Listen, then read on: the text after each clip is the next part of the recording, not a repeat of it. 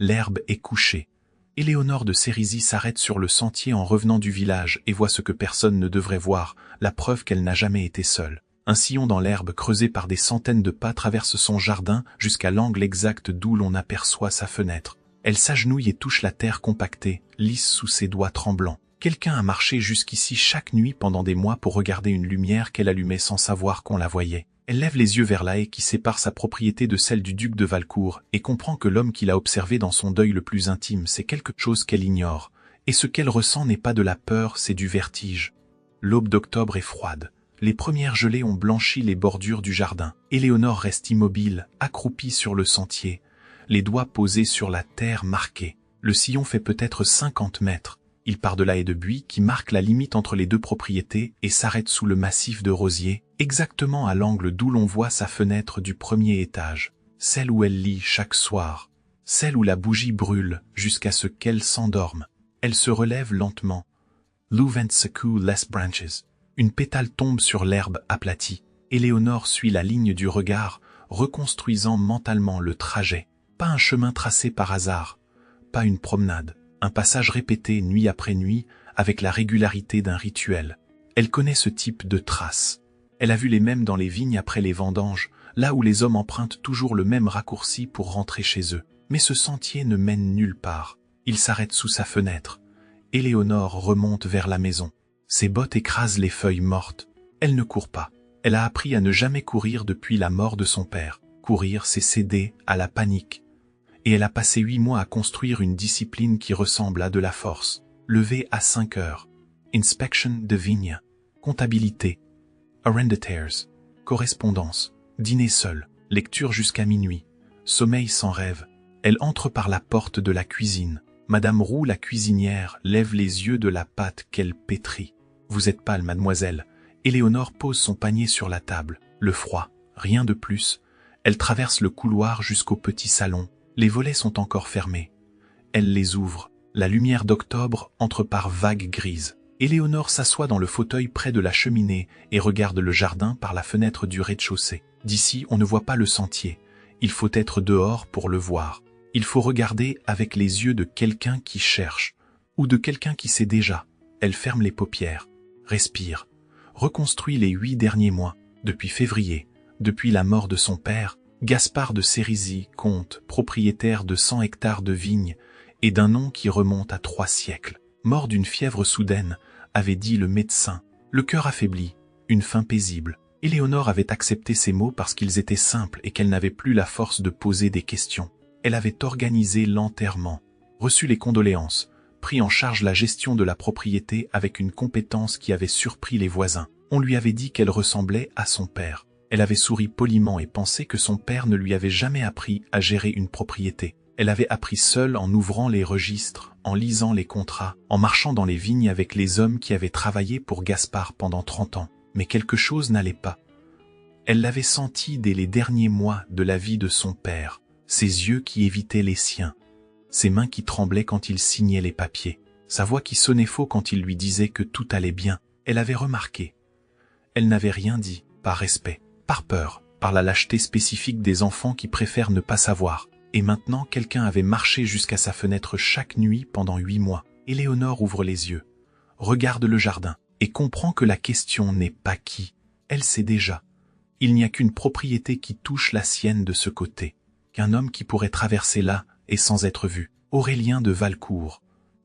Doc, veuf, 35 ans, ami de son père. La question n'est pas qui. La question est pourquoi. Le chemin de bornage est étroit, prévu pour une personne.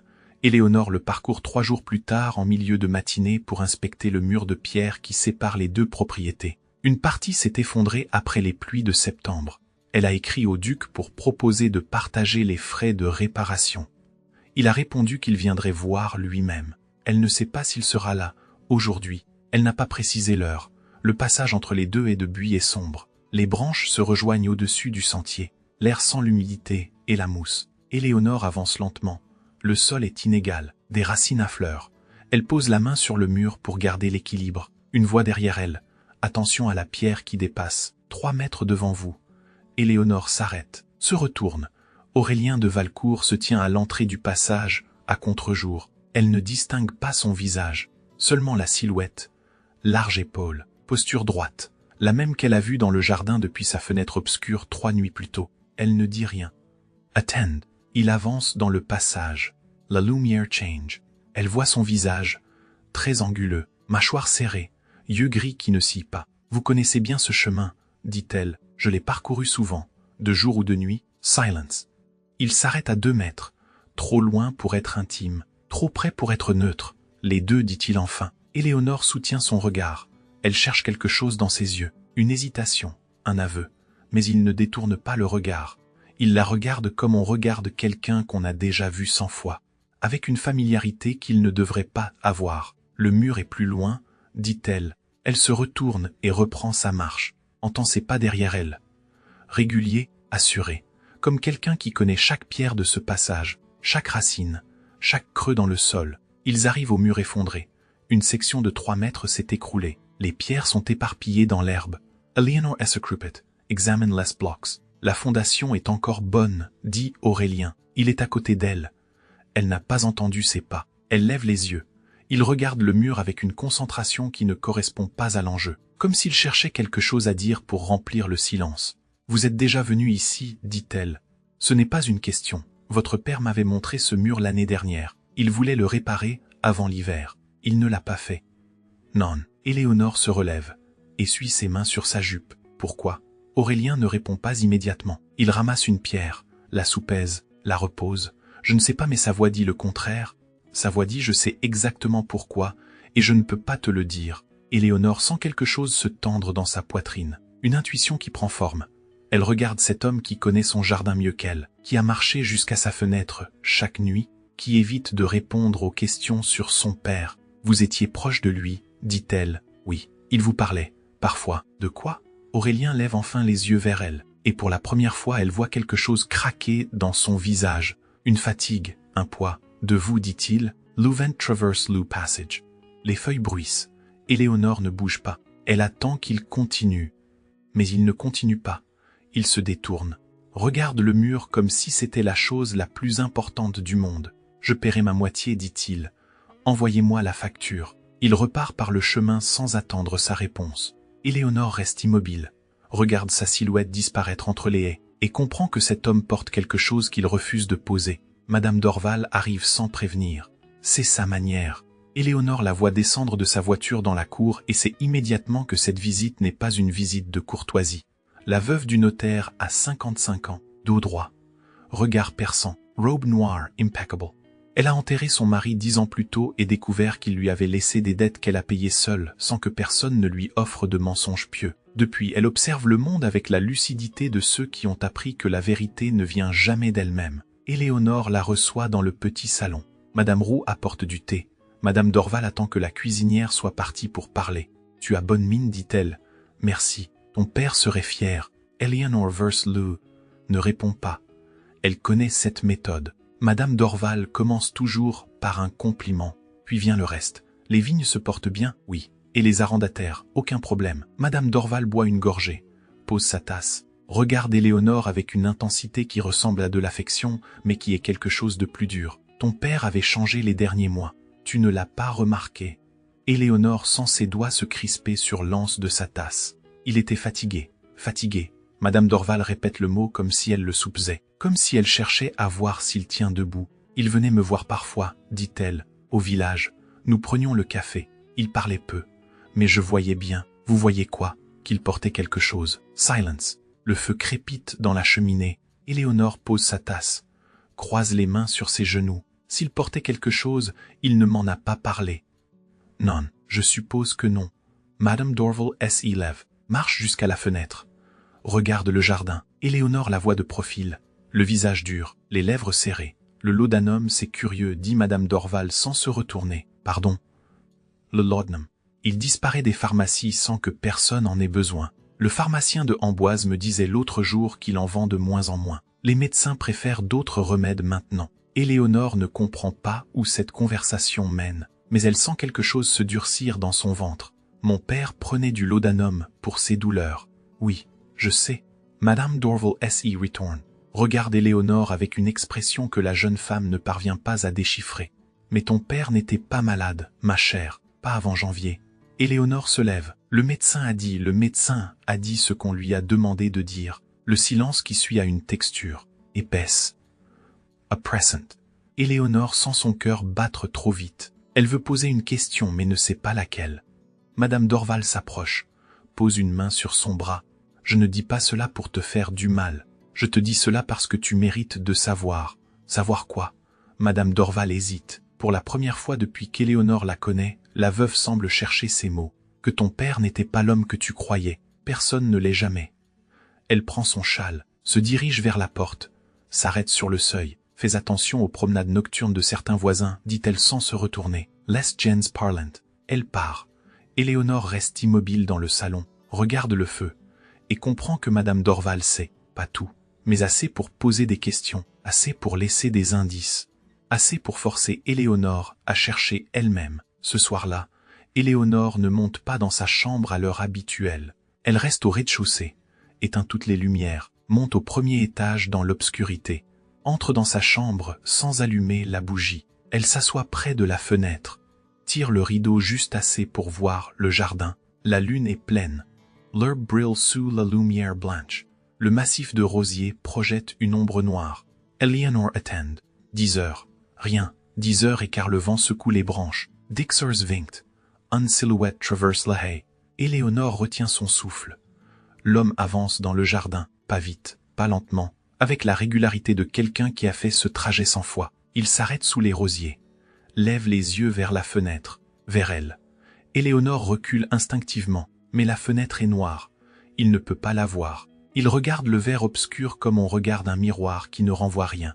Elle reconnaît la largeur des épaules, la posture, la façon dont il reste immobile avec une patience qui n'est pas de la surveillance mais de la veille. Aurélien.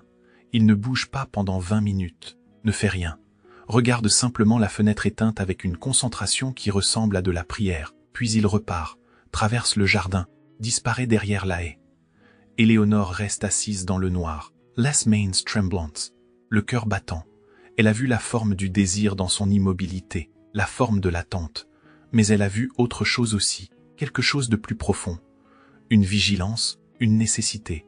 Comme un homme qui garde quelque chose qu'il ne peut pas perdre. La question qui la déchire n'est pas pourquoi me regardes-tu. La question est qu'est-ce que tu sais que je ne sais pas. Les semaines suivantes, Éléonore observe. Elle ne cherche pas Aurélien. Elle ne l'évite pas non plus. Elle laisse les rencontres se produire. Au marché, sur le chemin de bornage, devant elle glisse. Chaque fois, elle note quelque chose. Ses mains tremblent le matin. Elle le voit à la façon dont il tient les rênes de son cheval. Un tremblement léger, mais constant, comme quelqu'un qui n'a pas dormi. Il connaît sa propriété mieux qu'elle. Quand ils inspectent ensemble le mur réparé, il mentionne un vieux chêne près du ruisseau qu'elle n'a jamais remarqué. Elle demande comment il le connaît. Il dit que son père le lui avait montré. Mais la façon dont il parle trahit une familiarité qui ne vient pas d'une seule visite. Il évite de regarder vers sa fenêtre quand ils sont ensemble, comme un homme qui protège un réflexe secret. Une fois, ils se tiennent dans le jardin près des rosiers. Éléonore voit son regard dériver vers le massif, puis se détourner brusquement, comme s'il avait failli révéler quelque chose. Un après-midi, il traverse le passage étroit entre les haies. Éléonore passe la première. Le chemin est si étroit que son bras frôle le sien. Elle sent la chaleur de son corps, l'odeur de terre et de vent, et elle réalise que cet homme a parcouru ce passage des centaines de fois dans le noir, qu'il en connaît chaque pierre, chaque racine, chaque tournant. Elle s'arrête, se retourne. Il est si proche qu'elle voit les cernes sous ses yeux. « Vous marchez ici souvent ?» dit-elle. « Oui. Pourquoi ?» Il ne répond pas immédiatement. Regarde le passage derrière, elle comme s'il cherchait une issue. « C'est le chemin le plus court, dit-il enfin, le plus court vers où ?» Silence. Il soutient son regard, et elle voit quelque chose céder dans ses yeux. Une fatigue, un abandon. Vers ce qui compte, dit-il. « I'll la contourne, continue essay marqué. » Éléonore reste immobile, sent son cœur battre contre ses côtes. Elle commence à comprendre que cet homme ne la surveille pas, il la veille, et qu'il y a une différence. Le dîner chez les Montfort est une affaire formelle. 20 invités. 3 services. Conversation polie sur les récoltes et la politique. Éléonore est assise entre Madame Dorval et un magistrat qu'elle ne connaît pas. Aurélien est en face, 3 places plus loin. Elle le voit de profil. Il parle peu, répond poliment quand on lui adresse la parole. Mais elle sent son attention sur elle, pas constante. Par vague, comme quelqu'un qui surveille sans vouloir être vu. Madame Dorval parle des remèdes du docteur Favreau. Quelqu'un mentionne les vertus de l'écorce de saule. Une dame évoque les cataplasmes de moutarde. Éléonore entend sa propre voix dire « Mon père prenait du laudanum pour ses douleurs les derniers mois ». Le silence n'est pas complet. Les conversations continuent, mais elle voit Aurélien se figer. Pas un mouvement brusque, juste une immobilité soudaine, comme un homme qui vient de recevoir un coup et qui maintient sa posture par un effort de volonté. Elle le regarde. Il ne détourne pas les yeux, mais son visage a changé. La couleur a quitté ses joues, ses mâchoires se sont serrées, et elle voit dans cette fracture la confirmation de ce qu'elle suspectait depuis des semaines. Le laudanum n'est pas un mot neutre pour lui. C'est un mot qui porte le poids de ce qu'il sait.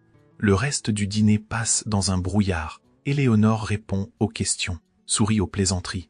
Mais elle ne pense qu'à une chose, le visage d'Aurélien quand elle a prononcé ce mot. Après le repas, les invités se dispersent dans le salon. Éléonore sort dans le couloir, respire, entend des pas derrière elle. Votre visage a changé quand j'ai dit laudanum. Aurélien s'arrête.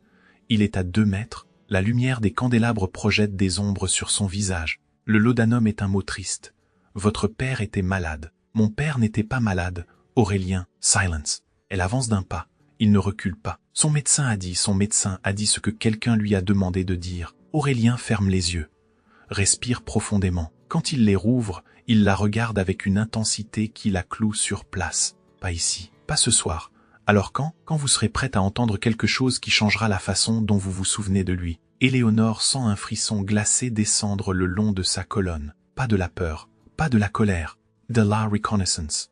La confirmation d'un doute qu'elle porte depuis 8 mois. Je suis prête, dit-elle. Aurélien secoue la tête.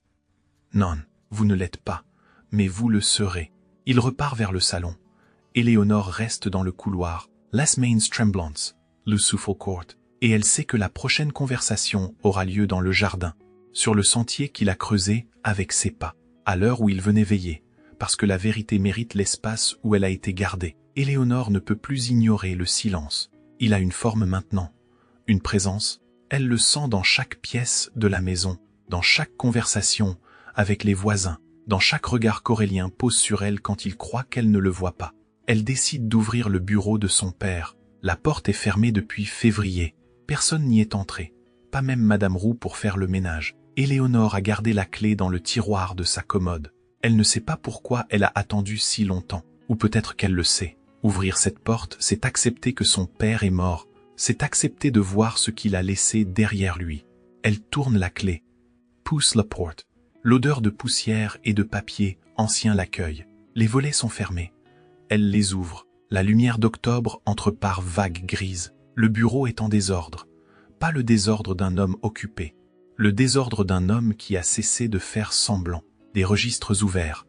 Des lettres non signées. Une bouteille d'encre renversée, séchée en croûte noire sur le bois. Éléonore s'assoit dans le fauteuil de son père, ouvre les tiroirs, trouve des factures impayées, des lettres de créanciers, des relevés de banque qui montrent des retraits importants, des sommes qui ne correspondent à rien dans les comptes de la propriété. Elle ne trouve pas de preuves, mais elle trouve l'absence, la forme d'un homme qui se noyait et qui n'a dit à personne qu'il coulait. Elle reste assise jusqu'à ce que la lumière décline, regarde les papiers éparpillés et comprend que son père n'est pas mort de fièvre, il est mort de quelque chose qu'il ne pouvait pas dire. Cette nuit-là, Éléonore n'allume pas la bougie, elle reste dans le noir, assise près de la fenêtre. Attend, 10 heures. Aurélien traverse Lou Jordan, s'arrête sous les rosiers, regarde la fenêtre obscure. Elle le voit hésiter. Pour la première fois depuis qu'elle l'observe, il ne reste pas immobile. Il fait un pas en avant, s'arrête, recule, comme un homme qui lutte contre quelque chose en lui, puis il repart. Éléonore ne dort pas cette nuit-là, ni la suivante, ni celle d'après. Chaque soir, elle éteint la bougie. Chaque soir, Aurélien vient, regarde la fenêtre noire et repart. Le 3e soir, elle descend, 3 heures du matin. Le jardin est plongé dans le noir. La lune est cachée derrière les nuages. Éléonore marche pieds nus dans l'herbe humide, arrive au banc de pierre à mi-chemin du sentier. Aurélien est assis là, immobile, comme s'il attendait. Elle s'arrête à 2 mètres, il lève les yeux, ne semble pas surpris. « Vous ne dormez plus » dit-elle. « Non. Depuis combien de temps? Depuis que vous avez éteint la lumière. » Éléonore avance, s'assoit à l'autre extrémité du banc, 1 mètre entre eux. Le froid de la pierre traverse sa chemise de nuit. Silence. Les grillons. Le vent dans les feuilles. Pourquoi avez-vous besoin de voir ma lumière demande-t-elle. Aurélien ne répond pas immédiatement. Il regarde ses mains, les ouvre, les referme. Parce que tant qu'elle était allumée, je savais que vous étiez là. Je suis là, oui, mais je ne le savais pas. Eleanor St. S.A. Gorge S.E. New Year. Elle comprend soudain l'ampleur de ce qu'elle a fait en éteignant cette bougie. Elle a retiré la seule preuve qu'il avait qu'elle existait encore. Le froid la fait frissonner.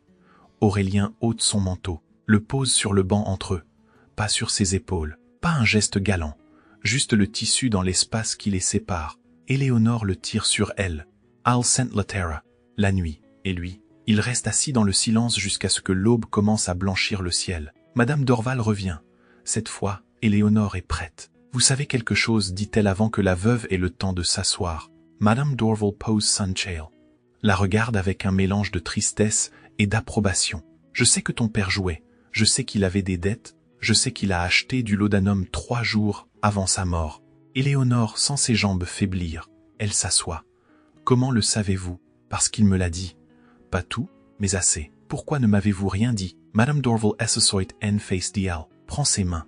Parce que je ne savais pas si tu voulais savoir. Parce que parfois, l'ignorance est une forme de protection.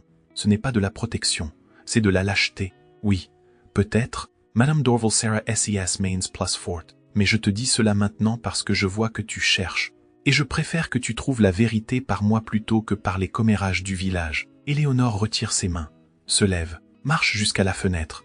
Mon père s'est tué, ce n'est pas une question, c'est une affirmation. Dite avec la voix d'une femme qui sait depuis des semaines et qui attendait que quelqu'un ait le courage de ne pas nier. Madame Dorval ne répond pas immédiatement. Je ne sais pas, dit-elle enfin, mais je le soupçonne. Éléonore ferme les yeux. Saint Les Larmes Monter. Mais elle ne tombe pas. Elle a passé 8 mois à construire une digue. Elle ne va pas la briser maintenant. Qui d'autre le sait? Personne, sauf peut-être le duc. Madame Dorval hoche la tête. Il était là le matin de la mort de ton père. Avant le médecin. Éléonore se retourne. Comment le savez-vous?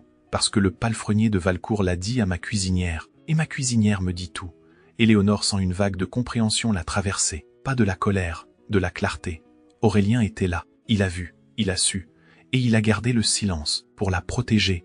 Le dîner chez les voisins se termine. Les voitures attendent.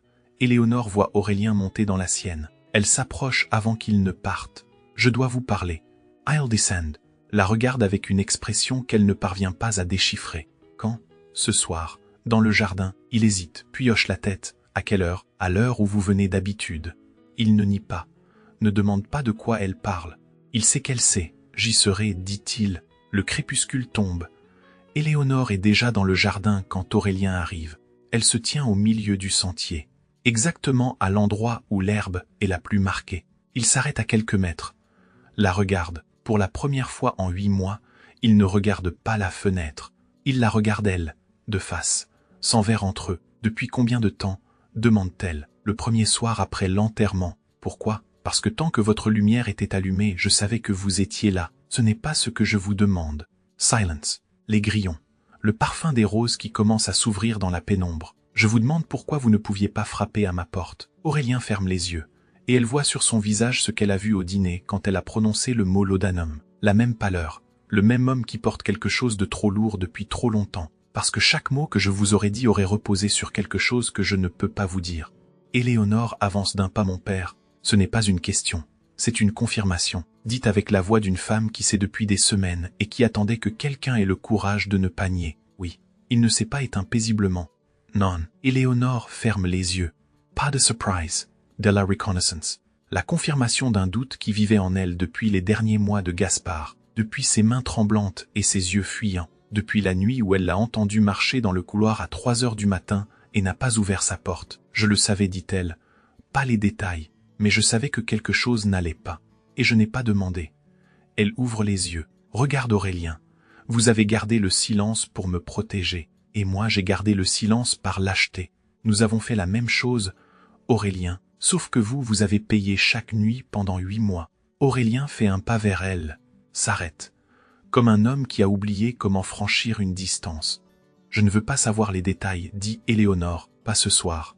Ce soir je veux savoir une seule chose. Laquelle? La lumière que vous regardiez. C'était la bougie ou c'était moi.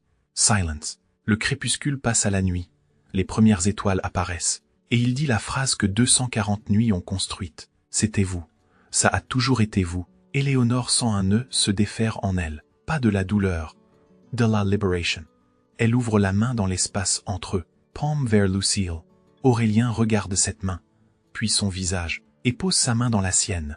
Le geste ne dit pas « je t'aime ». Il dit « je suis là », de ce côté du verre, pour la première fois. Éléonore tire doucement. Il avance. Elle lève les yeux, le regarde, non pas comme l'homme qui a menti, non pas comme le gardien silencieux, mais comme l'homme qui a marché 240 nuits jusqu'à sa fenêtre sans frapper. Elle pose les lèvres sur les siennes, lentement, avec la douceur de quelqu'un qui ouvre une porte qu'elle sait être là depuis longtemps. Il répond. Ses mains trouvent son visage, ses doigts tremblent, comme un homme qui a attendu trop longtemps pour toucher ce qu'il croyait intouchable. Il reste ainsi dans le jardin, entouré par le parfum des roses nocturnes qui s'ouvrent dans l'obscurité. Et pour la première fois en 8 mois, aucun d'eux ne regarde la fenêtre. Le printemps arrive. Les rosiers bourgeonnent. L'herbe reverted.